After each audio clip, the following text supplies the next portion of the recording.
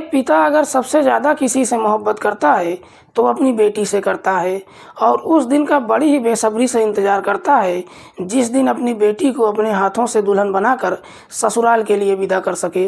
लेकिन ज़रा सोच कर तो देखिए कि शादी के दिन जिस बेटी को ससुराल पहुंचाना था उसी बेटी को ससुराल ना पहुंचाकर शमशान घाट लेकर जाना पड़ जाए तो फिर उस पिता के दिल पर क्या गुजरेगी।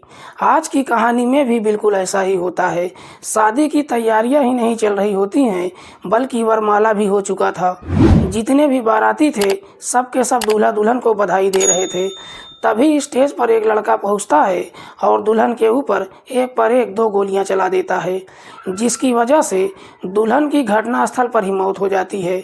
लेकिन जब इसकी असलियत लोगों को मालूम चलता है तो हर किसी के पैरों तले से ज़मीन खिसक जाती है। वाकई में दोस्तों, आज की जो कहानी है ये कहीं ना कहीं आपको भी सोचने और समझने के लिए मजबूर कर देने वाली है, आपके शरीर के रोंगटे खड़े कर देने वाली है। नमस्कार, प्रणाम, मैं आपका भाई, आपका दोस्त अभय और आप देख रहे हैं द कीप क्राइम। दोस्तों, आज की जो सच्ची कहानी मैं आपको सुनाने जा रहा हूँ, दरअसल ये सच्ची कहानी है मध्य प्रदेश की।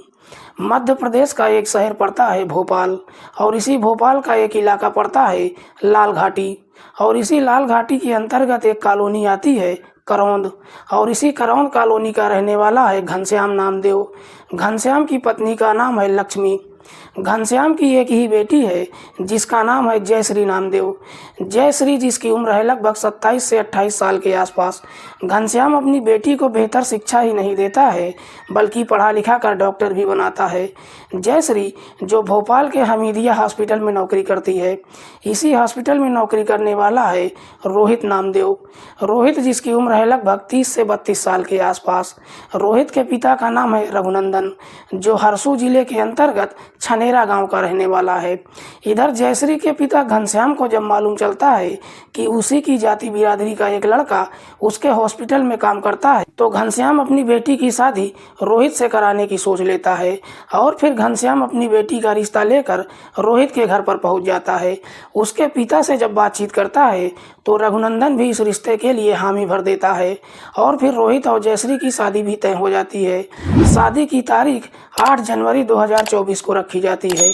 8 जनवरी 2024 को भोपाल के वृंदावन मैरिज गार्डन में जब शादी समारोह चल रहा था, रात के लगभग 8 बजे के आसपास सारे मेहमान भी पहुंच चुके थे। 9 बजे के आसपास वरमाला होता है, लेकिन जैसे ही वरमाला होता है इस समारोह में एक लड़का पहुंचता है जिसका नाम है अनुराग नामदेव।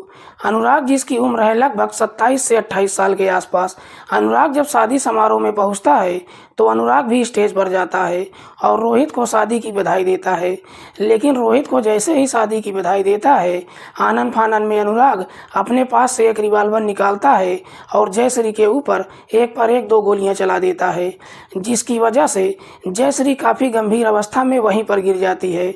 गोली चलने की आवाज़ जब वहां पर मौजूद लोग सुनते हैं तो लोगों में अफरा तफरी का माहौल हो जाता है। जयश्री के ऊपर गोली चलाने के तुरंत बाद अनुराग उस रिवाल्वर को रोहित की तरफ तान देता है और रोहित के ऊपर भी एक गोली चला देता है। लेकिन खुशकिस्मती से वो गोली रोहित को नहीं लगती है बल्कि बारात में आए एक मेहमान के पैरों में जाकर लग जाती है। लेकिन अनुराग को जब गोली चलाते हुए लोग देखते हैं तो लोग तुरंत ही अनुराग को पकड़ लेते हैं और फिर उसकी काफ़ी बुरी तरीके से पिटाई कर देते हैं। साथ ही साथ इस बात की जानकारी नज़दीकी थाने में देते हैं। लेकिन पुलिस अभी घटनास्थल पर पहुंचती जयश्री के घर परिवार वाले उसको लेकर हॉस्पिटल में जाते हैं। लेकिन डॉक्टर जब जयश्री को चेक करते हैं तो मालूम चलता है कि उसकी रास्ते में ही मौत हो चुकी है। पुलिस जब घटनास्थल पर पहुंचती है तो देखती है कि अनुराग बेहोश हो चुका था। पुलिस अनुराग को भी उठाकर नज़दीकी हॉस्पिटल में लेकर जाती है। लेकिन अनुराग जैसे ही होश में आ जाता है पुलिस उससे जयश्री की हत्या के बारे में पूछताछ करती है तो अनुराग भी बिना किसी सख्ती या दबाव के अपना जुर्म ही कबूल नहीं करता है बल्कि पुलिस वालों से कहता है कि मैंने जो कुछ भी किया है अपने पूरे होशो हवास में किया है और मैंने जो कुछ भी किया है मुझे उसका कोई अफसोस भी नहीं है। लेकिन अनुराग जब इस हत्या की पूरी कहानी बताता है, असलियत जब लोगों को मालूम चलता है, तो वाकई में इसे सुनकर लोगों के अंदर का गुस्सा और भी भड़क जाता है। अनुराग, जिसके पिता का नाम है कालूराम, माँ का नाम है अंगूरी बाई, जो सागर जिले में रहते हैं। कालूराम के टोटल 2 बेटे हैं, जिनमें बड़ा बेटा अनुराग और सबसे छोटा अंबर है। लेकिन अंगूरी बाई कोई और नहीं बल्कि जयश्री के पिता घनश्याम की ही छोटी बहन है। दरअसल इस कहानी की शुरुआत होती है साल 2008 में, जब कालूराम की कैंसर की बीमारी की वजह से मौत हो जाती है। लेकिन कालूराम जैसे ही इस दुनिया को छोड़कर चला जाता है, उसके बाद उसके घर की माली हालत काफ़ी ख़राब हो जाती है। इसीलिए घनश्याम भी अपनी बहन की काफ़ी हद तक मदद करता है। घनश्याम जब बार बार अपनी बहन की मदद करने लगता है, एक दिन अंगूरी बाई अपनी भाई से कहती है कि भैया, आप इस तरह से कब तक हमारी मदद करते रहेंगे? बेहतर है कि आप मेरे दोनों बेटों के बारे में कुछ कीजिए। अंगूरी बाई जैसे ही इस तरह की बातें कहती है, तो घनश्याम अपनी बहन से कहता है कि तुम अपने बड़े बेटे अनुराग को मेरे यहाँ छोड़ दो, मैं उसे पढ़ा लिखा कर एक अच्छी नौकरी लगवा दूंगा। घनश्याम जब इस तरह की बातें अपनी बहन अंगूरी से कहता है, अंगूरी बाई भी अनुराग को उसके मामा के घर पर छोड़ देती है। उसके बाद अनुराग अपने मामा के घर पर चला जाता है और वहीं से पढ़ाई लिखाई करने लगता है। अनुराग जब अपने मामा के घर पर पहुंचता है, उस वक्त जयश्री भी अपनी MBBS की तैयारी कर रही थी। अनुराग एक कोचिंग पकड़ लेता है और अपनी पढ़ाई लिखाई करने लगता है। पढ़ाई लिखाई में जहाँ भी उसको कोई परेशानी होती है, जयश्री उसकी काफ़ी हद तक मदद करती है। लेकिन अनुराग जैसे ही जवानी की दहलीज पर कदम रखता है, जयश्री की खूबसूरती को देखता है, तो अनुराग जयश्री से प्यार करने लगता है। ये जानते हुए भी कि जयश्री उसके मामा की लड़की है, अनुराग जयश्री से मोहब्बत तो कर लेता है, लेकिन अपने दिल की बात कभी उससे कह नहीं पाता है। जैसे ही कुछ महीने का समय गुजरता है, अनुराग की पढ़ाई कंप्लीट हो जाती है। सागर जिले में उसको HDFC बैंक में नौकरी भी मिल जाती है। उसके बाद अनुराग सागर जिले में चला जाता है और वहीं पर एक किराए का कमरा लेकर वहीं से अपनी नौकरी करने लगता है। लेकिन सागर जिले में रहने के बावजूद भी अनुराग जयश्री को कभी भूल नहीं पाता है। इसीलिए एक दिन काफ़ी हिम्मत जुटाकर जयश्री के नंबर पर फ़ोन करता है और उससे अपने दिल की बात कह देता है। लेकिन अनुराग जैसे ही अपने दिल की बात कहता है, इसे सुनकर जयश्री को अपने कानों पर भरोसा ही नहीं होता है। लेकिन जयश्री अनुराग को समझाते हुए कहती है कि शायद तुमको कोई गलतफहमी हो गई है, मैं तुमसे कोई प्यार व्यार नहीं करती हूँ। जरा सोच कर तो देखो कि तुम मेरी सगी बुआ के बेटे हो और मैं तुमको अपना भाई मानती हूँ। लेकिन जयश्री जब इस तरह की बातें अनुराग से कहती है, तो अनुराग कहता है कि मैं तुमको अपनी बहन नहीं मानता हूँ, बल्कि मैं तुमसे बेपनाह मोहब्बत करता हूँ और तुमसे शादी भी करना चाहता हूँ। लेकिन जयश्री जब अनुराग के प्यार को एक्सेप्ट नहीं करती है, तो अनुराग को भी एक गलतफहमी हो जाती है। अनुराग को लगता है कि थोड़ा सा समय लगेगा, लेकिन एक न एक दिन जरूर जयश्री उसके प्यार को समझेगी। इसीलिए अनुराग भी अब जयश्री के नंबर पर बार बार फ़ोन करने लगता है। इधर जयश्री जब अनुराग से काफ़ी परेशान हो जाती है, तो आखिरकार एक दिन इस बात की जानकारी अपने पिता को बता देती है। इधर घनश्याम को जैसे ही मालूम चलता है कि अनुराग उसकी बेटी से प्यार करता है, तो घनश्याम भी इस बात को लेकर काफ़ी गुस्सा हो जाता है। घनश्याम अपनी बहन के नंबर पर फ़ोन करता है और उससे कहता है कि अपने बेटे को समझाओ। इधर अंगूरी बाई को भी जब अपने बेटे की हरकतों के बारे में पता चलता है, तो अंगूरी बाई अनुराग के नंबर पर फ़ोन ही नहीं करती है, बल्कि उसको तरह तरह की बातें कहकर काफ़ी समझाती है। अंगूरी बाई जब तरह तरह की बातें कहकर अपने बेटे को समझाने की कोशिश करती है, तो अनुराग कुछ दिन के लिए साइलेंट तो हो जाता है, लेकिन जयश्री को भूल नहीं पाता है। इधर इस बात को लेकर घनश्याम काफ़ी परेशान रहने लगता है। घनश्याम को लगता है कि अनुराग इससे पहले कोई गलत कदम उठा ले। घनश्याम अब अपनी बेटी की शादी जल्द से जल्द कराने के लिए एक लड़के की तलाश करना शुरू कर देता है। तभी घनश्याम को रोहित के बारे में मालूम चल जाता है।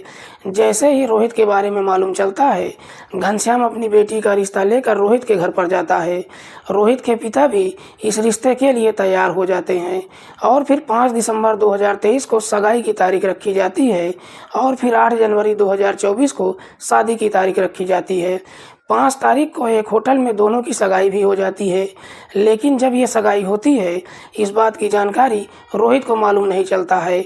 इधर रोहित जब जयश्री से सगाई कर लेता है, तो उस सगाई का कुछ फ़ोटो फेसबुक पर डाल देता है और वो फ़ोटो अनुराग देख लेता है। अनुराग जब सगाई का फ़ोटो देख लेता है तो देखकर एकदम से बौखला जाता है।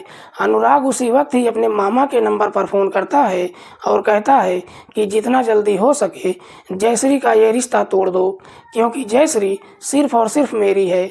लेकिन अनुराग जैसे ही इस तरह की बातें अपने मामा से कहता है तो घनश्याम भी अनुराग को काफ़ी समझाने की कोशिश करता है, लेकिन अनुराग अपनी जिद पर उतर जाता है और कहता है कि अगर आपने ये रिश्ता नहीं तोड़ा तो अंजाम बहुत बुरा होगा।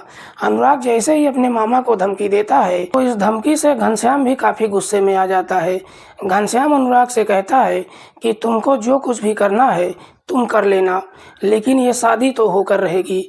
अब अनुराग को ये डर सताने लगता है कि जयश्री उसको छोड़कर जाने वाली है। अनुराग उसी दिन ही ये सोच लेता है कि अगर जयश्री मेरी नहीं हुई तो फिर इस दुनिया में किसी की नहीं हो पाएगी। अनुराग उसी दिन ही जयश्री को इस दुनिया से हटाने का फैसला कर लेता है। 8 जनवरी 2024 को होटल में जब शादी समारोह चल रहा था, रात के लगभग 9 बजे के आसपास उस शादी समारोह में पहुंचता है। लेकिन जब शादी समारोह में जाता है तो अपने षड्यंत्र के तहत एक रिवॉल्वर भी लेकर जाता है। शादी समारोह में जब पहुंचता है तो घनश्याम उसको देख लेता है, लेकिन इससे पहले कि घनश्याम अनुराग को रोक पाता, जयमाल हो चुका था। सब लोग दूल्हा दुल्हन को बधाई देने के लिए स्टेज पर जा रहे थे। अनुराग भी बधाई देने के लिए स्टेज पर चला जाता है। स्टेज पर जब जाता है तो सबसे पहले रोहित को शादी की बधाई देता है। उसके तुरंत बाद ही अपने पास से रिवॉल्वर निकालता है और जयश्री के ऊपर एक पर एक 2 गोलियां चला देता है, जो गोली जयश्री के सीने पर जाकर लग जाती है, जिसकी वजह से जयश्री काफ़ी गंभीर अवस्था में घायल होकर वहीं पर गिर जाती है। आनन फानन में अनुराग उस रिवॉल्वर को लेकर रोहित की तरफ घुमा देता है, लेकिन खुशकिस्मती से वो गोली रोहित को नहीं लगती है, बल्कि बारात में आए हुए एक मेहमान के पैरों में जाकर लग जाती है। लोग जब अनुराग को गोली चलाते हुए देखते हैं तो लोग अनुराग को पकड़ लेते हैं और इतनी बुरी तरीके से पिटाई करते हैं कि अनुराग भी वहीं पर बेहोश होकर गिर जाता है। वाकई में जब अनुराग ये पूरी कहानी पुलिस वालों को बताता है, खासकर जब इसकी असलियत लोगों को मालूम चलता है, तो किसी को भी अपने कानों पर भरोसा नहीं होता है कि एक भाई अपनी ही बहन से शादी करने के लिए इस हद तक अपने कदम को उठा सकता है। फिलहाल पुलिस ने अनुराग को अपनी हिरासत में लेकर उसके ऊपर गंभीर धाराओं में मुकदमा दर्ज करके जेल भेज दिया है। दोस्तों, आज की कहानी सुनाने का उद्देश्य किसी को परेशान करना नहीं है, किसी की भावनाओं को आहत करना नहीं है। हमारा उद्देश्य समाज में हो रहे अपराध के प्रति आपको जागरूक करना है। मिलते हैं किसी और सच्ची कहानी के साथ, तब तक के लिए नमस्कार। जय हिंद।